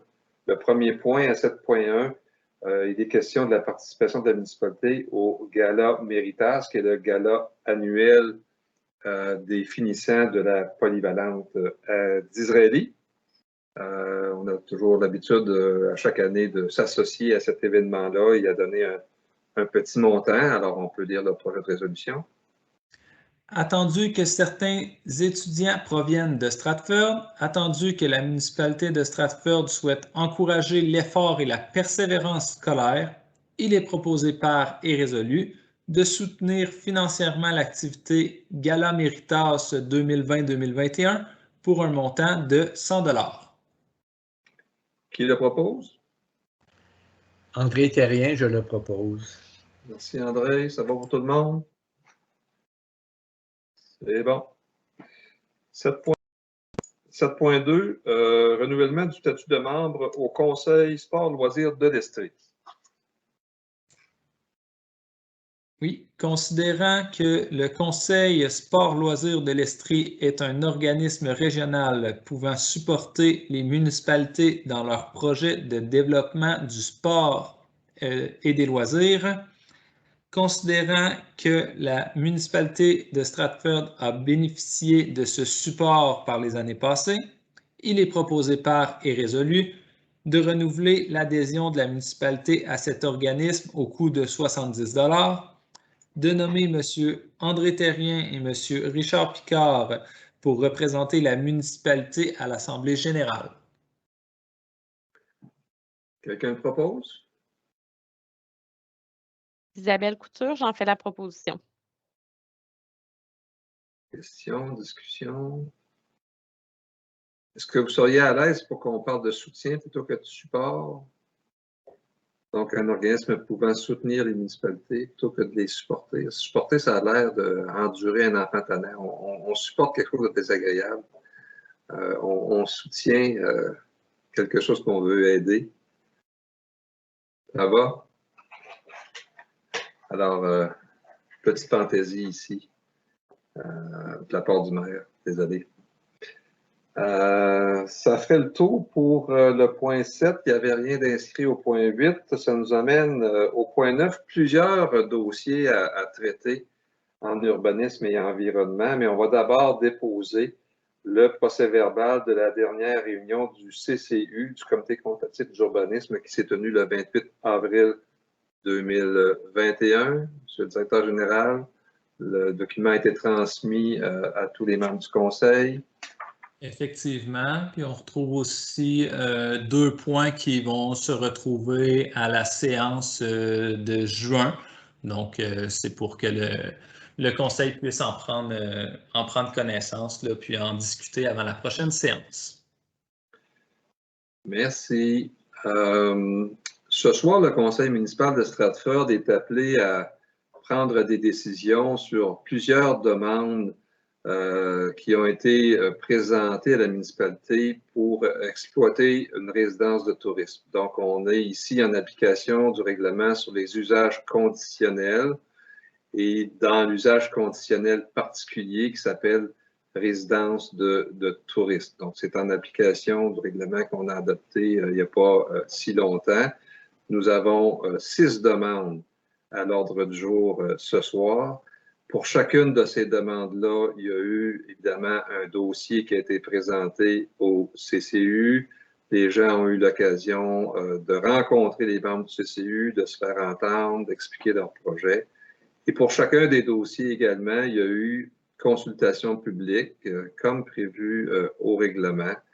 Et dans certains cas, effectivement, le conseil municipal a reçu des commentaires, des opinions de citoyens, en plus, bien sûr, d'avoir reçu la recommandation du comité consultatif d'urbanisme. Donc, on ne reprendra pas, évidemment, ce soir le détail de chacune de ces demandes-là. Les gens qui nous écoutent, qui sont directement concernés, sont au courant, soit qu'ils sont eux-mêmes des demandeurs ou qu'ils sont des voisins, par exemple, qui se sont exprimés sur l'une ou l'autre de ces demandes-là. Alors, on va quand même procéder une à la fois. La première demande qui est portée à l'attention du Conseil, c'est une demande d'autorisation d'usage conditionnel de résidence de tourisme pour un immeuble situé au 791 chemin Elmer. Alors, vous allez voir les résolutions. Parfois, il y a de la répétition, mais on trouve important que chaque résolution se porte par elle-même, en quelque sorte, qu'on puisse comprendre les tenants et aboutissants sans avoir besoin de lire d'autres éléments du procès-verbal. Donc, on vous demande votre patience, si vous voulez, pour qu'on puisse procéder à la lecture de chacune de ces projets de résolution, en commençant par le 791 chemin Elmer. Monsieur le directeur général. Considérant que la municipalité a adopté le règlement numéro 1182 sur les usages conditionnels, lequel est entré en vigueur le 11 janvier 2021, considérant que le règlement sur les usages conditionnels précise les conditions par lesquelles la municipalité peut autoriser un usage conditionnel, notamment pour exploiter une résidence de tourisme, considérant que les demandes d'autorisation d'usage conditionnel sont analysées par le comité consultatif d'urbanisme pour recommandation au conseil municipal, considérant que les demandes d'autorisation d'usage conditionnel font l'objet de consultations publiques avant que le conseil municipal ne prenne sa décision, considérant que la demande d'usage conditionnel des résidences de tourisme présentée par les propriétaires de l'immeuble situé au 791 chemin Elmer a été analysée par le comité consultatif d'urbanisme et a fait l'objet de consultations publiques, considérant que le comité consultatif d'urbanisme recommande au Conseil d'autoriser cette demande, considérant les avis reçus de la consultation publique, il est proposé par et résolu d'autoriser l'usage conditionnel de résidence de tourisme au 791 chemin Elmer, et ce pour une période de 24 mois, tel que prévu au règlement. Merci, William. On fait travailler fort ce soir. Est-ce que j'ai quelqu'un qui fait cette proposition? Oui, Marc-Quentin, j'en fais la proposition. Merci, Marc. Est-ce qu'il y a discussion? Les gens qui nous écoutent, vous pouvez évidemment vous imaginer qu'en séance de travail, les élus ont regardé ces dossiers-là passablement en détail. On a retourné ça en long et en large. Et dans le fond, l'orientation, c'est d'accepter cette première demande soumise à la municipalité en vertu du règlement qu'on a adopté au cours des derniers mois. Donc, le 791 chemin Elmer pourra accueillir une résidence de tourisme. Ça va? Deuxième dossier. Oui, donc une demande de résidence de tourisme au 1148 chemin de Stratford. Donc, la résolution va comme suit. Considérant que la municipalité a adopté le règlement numéro 1182 sur les usages conditionnels, lequel est entré en vigueur le 11 janvier 2021, considérant que le règlement sur les usages conditionnels précise les conditions par lesquelles la municipalité peut autoriser un usage conditionnel, notamment pour exploiter une résidence de tourisme, considérant que les demandes d'autorisation d'usage conditionnel sont analysées par le comité consultatif d'urbanisme pour recommandation au conseil municipal, considérant que les demandes d'autorisation d'usage conditionnel font l'objet de consultations publiques avant que le conseil ne prenne sa décision, considérant que la demande d'usage conditionnel de résidence de tourisme présentée par les propriétaires de l'immeuble situé au 1148 chemin de Stratford a été analysée par le comité consultatif d'urbanisme et a fait l'objet de consultations publiques, considérant que le comité consultatif d'urbanisme recommande au conseil d'autoriser cette demande, considérant que le propriétaire a reçu le consentement écrit de ses deux voisins pour faire de la location et qu'aucun citoyen n'a formulé d'objection à l'autorisation de cet usage conditionnel, il est proposé par et résolu d'autoriser l'usage conditionnel de résidence de tourisme au 1148 chemin de Stratford, et ce pour une période de 24 mois tel que prévu au règlement. C'est proposé par? Oui, Richard Picard, je le propose. Merci, Richard. Est-ce qu'il y a discussion sur cette deuxième demande pour le 1148 chemin de Stratford? Ça va pour tout le monde? C'est adopté. Merci beaucoup. Donc, troisième demande, cette fois-ci, peut-être je n'ai pas fait l'introduction tantôt, William. Alors, je vais les introduire. Troisième demande, cette fois pour le 542 chemin de la Baie des Sables. Considérant que la municipalité a adopté le règlement numéro 1182 sur les usages conditionnels, lequel est entré en vigueur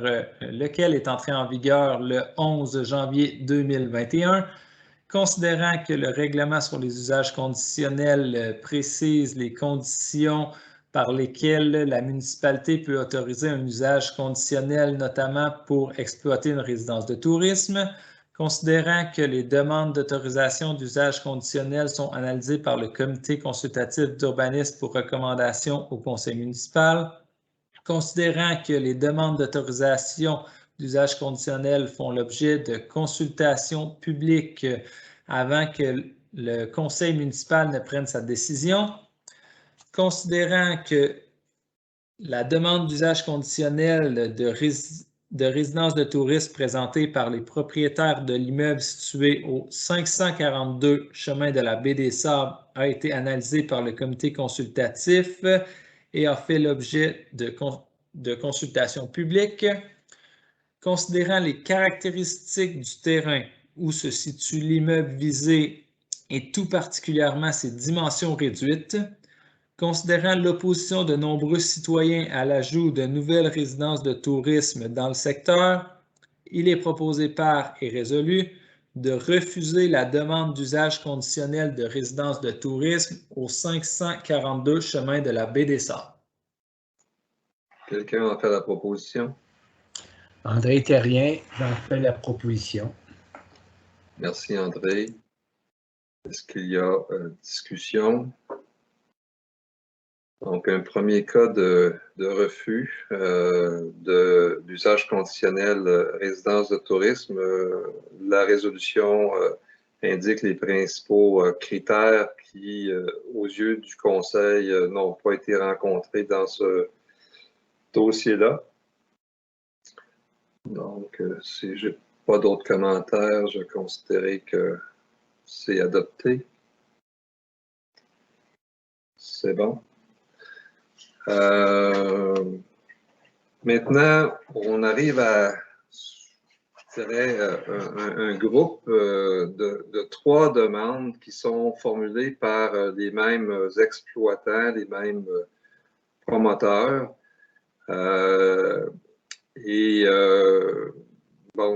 Où l'analyse a porté non pas uniquement sur les caractéristiques de l'immeuble ou sa localisation, son aménagement, mais aussi sur des observations faites de façon répétée, j'oserais dire, là, relativement à des résidences déjà exploitées par les mêmes demandeurs et les mêmes promoteurs. Et vous allez voir dans le projet de résolution que ce sont des facteurs qui ont pesé de façon quand même significative là, dans l'analyse de ces demandes-là et qui conduisent là, le conseil municipal à prendre la décision qu'il est appelé à prendre ce soir.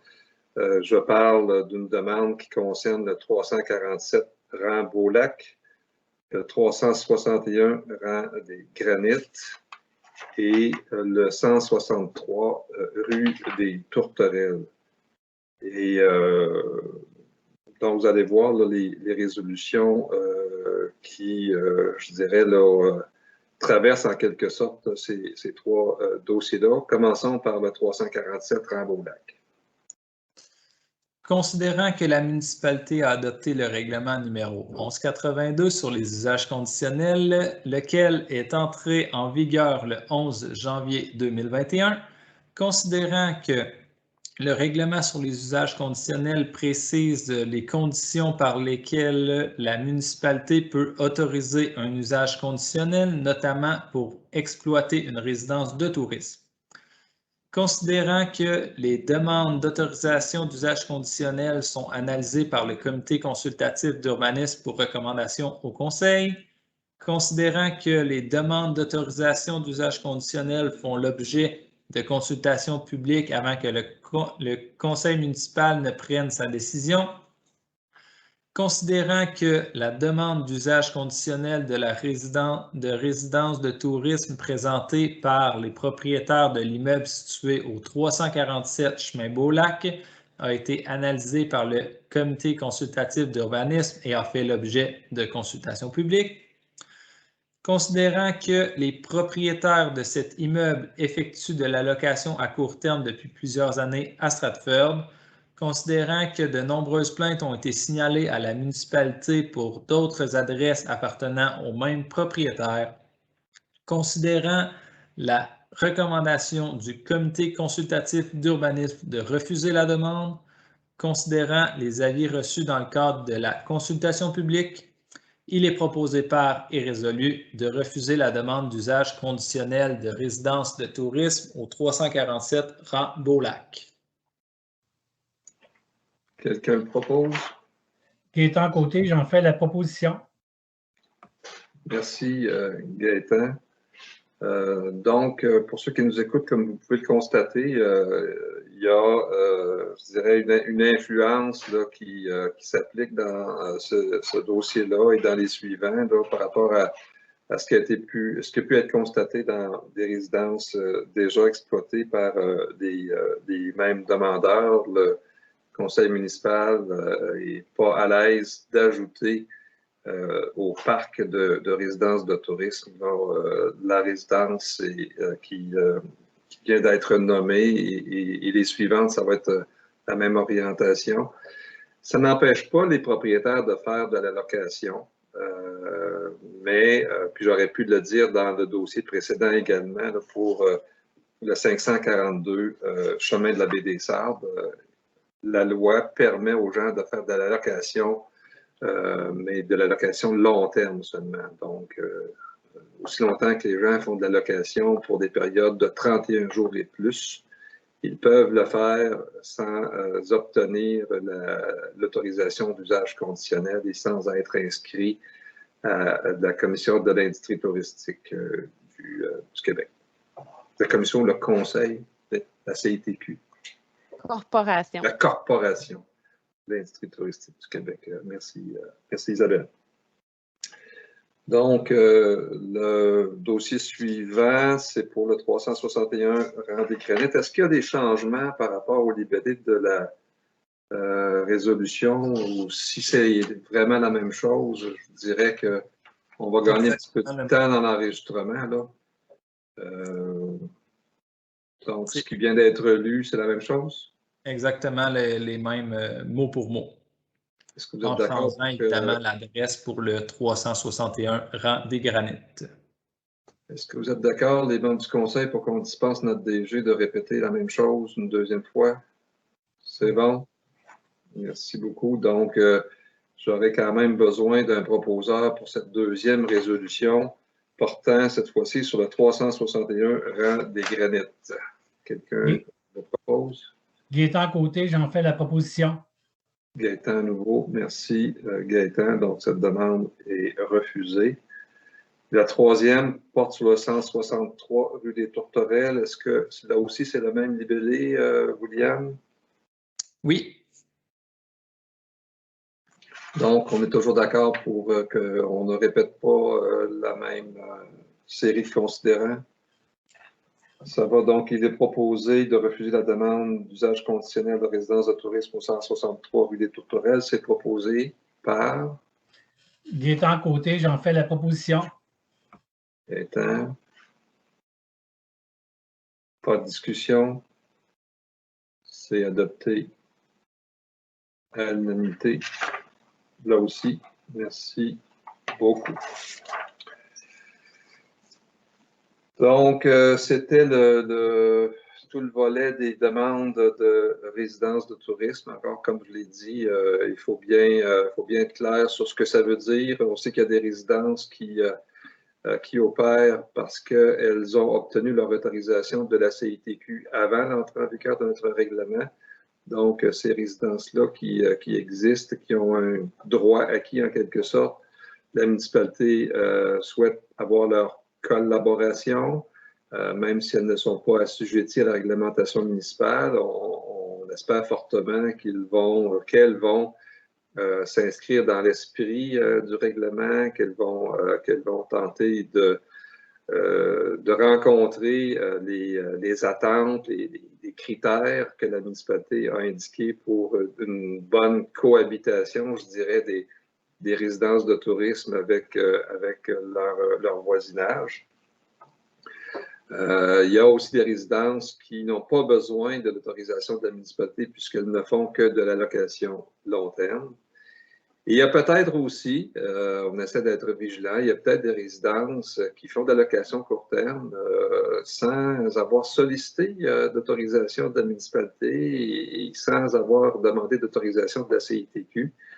Et moi, j'invite les citoyens de Stratford, si vous avez des doutes, des questionnements sur le fait qu'on fasse de la résidence court terme offerte au public, on ne parle pas uniquement de louer mon chalet à mon beau-frère, mais on parle de l'afficher dans des réseaux sociaux ou autres, de l'offrir au public. S'il vous plaît, communiquez avec nous, dites-nous-le et on fera les enquêtes nécessaires pour amener tout le monde à s'inscrire dans la conformité du règlement municipal. William? Oui, une petite clarification là, au niveau des règlements qui s'appliquent et qui ne s'appliquent pas. Comme Denis l'a mentionné, si les résidences de tourisme étaient en activité, avaient leur permis de la CITQ avant l'entrée en vigueur, effectivement, ils ont un droit acquis sur notre règlement 1182. Donc, c'est vraiment, ils n'ont pas eu à passer par le processus d'autorisation municipale pour être autorisés, mais sont quand même soumis à notre réglementation sur les nuisances et sur les animaux en liberté. Donc, s'il y a d'autres enjeux par rapport à ces résidences-là qui ont des droits acquis, n'hésitez quand même pas à nous les souligner. Très bonne précision, William. Merci beaucoup. Il reste un point dans la section, c'est le point 9.8, une nomination au comité consultatif en environnement. Donc, ça fait suite à l'appel de candidature qu'on a lancé même à 2 reprises, je crois, dans le Stratford d'Info. Il y a quelqu'un qui nous offre sa participation au sein du CCE. On va lire le projet de résolution, William. Considérant que la municipalité a adopté le règlement numéro 1154 constituant un comité consultatif en environnement, considérant que le règlement prévoit que le comité consultatif en environnement est composé de 7 membres, dont 5 personnes non élues, nommées par le conseil municipal, considérant que les membres non élus sont nommés pour un mandat de 2 ans renouvelable, considérant les mandats de Mme Marie-Chantal Gagnon et Mme Marianne Prévost-Lisotte sont réputés terminés en mai 2022, considérant qu'un appel de candidature a eu lieu dans les éditions du Stratford d'Info de mars et avril, considérant la réception de la candidature de M. Éric Olivier, il est proposé par et résolu de nommer M.